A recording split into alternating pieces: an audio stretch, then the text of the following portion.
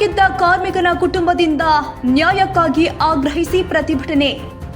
Boiler ನೀರು ಸ್ಫೋಟಗೊಂಡು ಸುಟ್ಟು ಕರಕಲಾಗಿರುವ ಕಾರ್ಮಿಕನ ಅರ್ಧ ದೇಹ.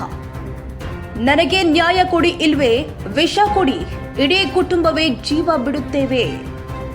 ಕಳೆದ 1 ವರ್ಷಗಳ ಹಿಂದೆ ನಂಜನಗೂಡಿನ ನಾಗಲ್ಲಹಳ್ಳಿ ಕೈಗಾರಿಕಾ ಪ್ರದೇಶದಲ್ಲಿ ಕಾರ್ಯನಿರ್ವಹಿಸುತ್ತಿರುವ ನೆಸ್ಲೆ ಕಾರ್ಖಾನೆಯಲ್ಲಿ ಬಾಯ್ಲರ್ ನೀರು ಸ್ಫೋಟಗೊಂಡು ಗುತ್ತಿಗೆ ಆಧಾರದಲ್ಲಿ ಕೆಲಸ ಮಾಡ್ತಾ ಇದ್ದ ನಂಜನಗೂಡು ತಾಲೂಕಿನ ವರುಣ ವಿಧಾನಸಭಾ ಕ್ಷೇತ್ರದ 16 ಮುಳಿ ಗ್ರಾಮದ ಚಂದ್ರು ಎಂಬ ಕಾರ್ಮಿಕನ ದೇಹದ ಬಲಭಾಗ ಸಂಪೂರ್ಣವಾಗಿ ಸುಟ್ಟು ಕರಕಲಾಗಿದೆ. ಗಂಭೀರವಾಗಿ ಗಾಯಗೊಂಡ ಕಾರ್ಮಿಕನನ್ನ ಮೈಸೂರಿನ ಖಾಸಗಿ ಅಪೋಲೋ ಆಸ್ಪತ್ರೆಗೆ ದಾಖಲು ಮಾಡಿ ಚಿಕಿತ್ಸೆ ಕೊಡಿಸಲಾಗಿದೆ. ವರದಿ ಟಿಎಸ್ ಶಶಿಕಾಂತ್, ಜಿ ಕನ್ನಡ ನ್ಯೂಸ್, ಮೈಸೂರು. ಕೆಲಸಕ್ಕೆ ಬಂದ ಅವತ್ತು ದಿನ ರಜೆ ಇತ್ತು ಫ್ಯಾಕ್ಟ್ರಿ, ಆದರೂ ಸಹ ನೀವು ಫೋರ್ಸ್ ಪಡಿ ಬರಲೇಬೇಕು ಅಂತ ಫೋನ್ ಮಾಡೋದು. ಆಗ ಸರ್ ನಾನು ನಮ್ಮೂರು ನರಸಿಂಹಪುರದಿಂದ ಇಲ್ಲಿಗೆ ಬಂದೆ. ಇಲ್ಲಿ ಬಂದು ನಾನು ಅವತ್ತು ದಿನ ಸೂಪರ್ವೈಸರ್ ಕೊಟ್ಟಿರಲಿಲ್ಲ, ಯಾವುದೇ ರೀತಿ ಸೇಫ್ಟಿ ಕೊಟ್ಟಿರಲಿಲ್ಲ. ನಾವು ಹೋದೆ ಒಳಗಡೆ ಕೆಲಸ ಯಾವುದೇ ರೀತಿ ನಂಗೆ ಅಲ್ಲೂ ಹೇಳಿದೆ, ನಂಗೆ ಕೆಲಸ ಬರಲ್ಲ ಸರ್ ಅಂತ ಹೇಳಿದೆ. ನಾನು ಹೇಳ್ಕೊಡ್ತೀನಿ ಅಂತ ಮಾಡೋದು. ಅದನ್ನು ಇದು ನಾನು ಮಾಡ್ತಿದ್ದು ಮ್ಯಾಗಿ ಪ್ಲ್ಯಾಂಟು, ಈಗ ಕಾಫಿ ಕರ್ಕೋಗಿದ್ರು ಸರ್. ಯಾವುದೇ ರೀತಿ ನಂಗೆ ಸೇಫ್ಟಿ ಕೊಟ್ಟಿಲ್ಲ. ಸೇಫ್ಟಿ ಕೊಡೋದು ಈ ಥರ ಆಗಿದೆ ಸರ್. ಬಂದು ಹಿಂಗೆ ಸ್ಕಿನ್ನು ನನಗೆ ಸ್ಟೀಮ್ ವಾಟ್ರ್ ಬಿದ್ದು ಹಿಂಗೆ ಆಗಿದೆ ಸರ್. ಹಿಂಗಾಗಿದ್ದಾಗೆ ನಾನು ಹಾಸ್ಪಿಟಲ್ಗೆ ಅಪೋಲೋ ಹಾಸ್ಪಿಟಲ್ ಕರ್ಕೋದು.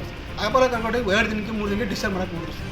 ಹೋಗಿ ನಿಂಗೆ ಹುಷಾರಿದೆ ಅಂತ ಡಾಕ್ಟರ್ ಕಳಿಸಿ ನಾನು ಹೋಗಲ್ಲ ಅಂತಂದೆ. ಆಮೇಲೆ ಆಯಿತು ಪರವಾಗಿಲ್ಲ, ನೀವು ಎಷ್ಟು ಗಂಟೆ ಇರ್ತಾರೆ ಅಂತಂದು ಸರ್. ಹೊತ್ತಿಗೆ ಮೇರೆ ನಾನು ಒಂದು ತಿಂಗಳಾದ್ಮೇಲೆ ಡಿಸ್ಚಾರ್ಜ್ ಮಾಡಿ ಬಂದಿರೋದು ಸರ್.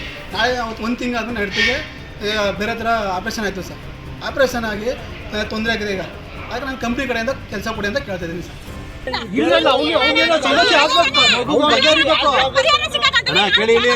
ಎದ್ದು ಬರ್ಲೇ ಇಲ್ಲ ಯಾರು ಮಾತಾಡಕ್ಕೆ ಅಂದ್ರೆ ಸಮಸ್ಯೆ ಬೇಡ.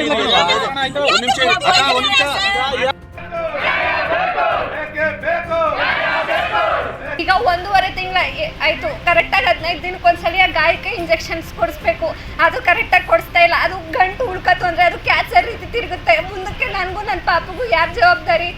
ಅದನ್ನ ಏನು ಕರೆಕ್ಟಾಗಿ ಫೋನ್ ಮಾಡಿದ್ರು ರಿಸೀವ್ ಮಾಡಲ್ಲ ಇವರು. ಇರ್ರೆಸ್ಪಾನ್ಸಿಬಿಲಿಟಿ ಹೇಗೆ ಮಾತಾಡೋದು ಇವರು? ಅದರಿಂದ ನಮ್ಗೊಂದು ಕಂಪ್ನಿ ಕೆಲಸ ಕೊಡಿ ಅಂತ ಕೇಳ್ತಿದ್ದೀವಿ ಸರ್, ಅಷ್ಟೇ. ಈ ಕಾಂಟ್ರಾಕ್ಟ್ ಮೇಲೆ ನಂಬಿಕೆ ಇಲ್ಲ. ಇವತ್ತಿದ್ದು ನಾಳೆ ಇರಲ್ಲ.